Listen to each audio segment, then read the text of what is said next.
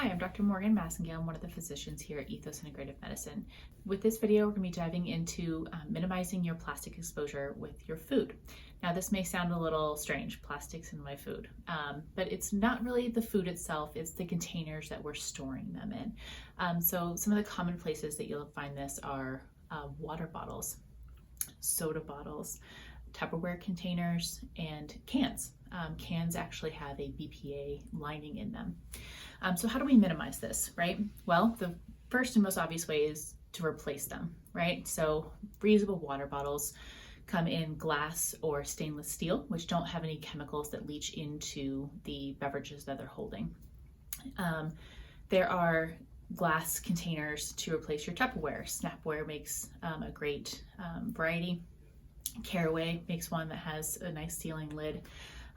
You do have to kind of ask around and find a product that works for you. A lot of the seals on these lids aren't necessarily great if you go for the off-brand that you may find at your local store.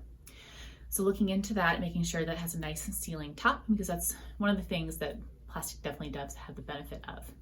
Now, if going out and replacing all of these things in your life doesn't financially make sense in your budget, there are ways to minimize the exposure. The leaching of chemicals that happens with plastics happens most often when the plastic is heated.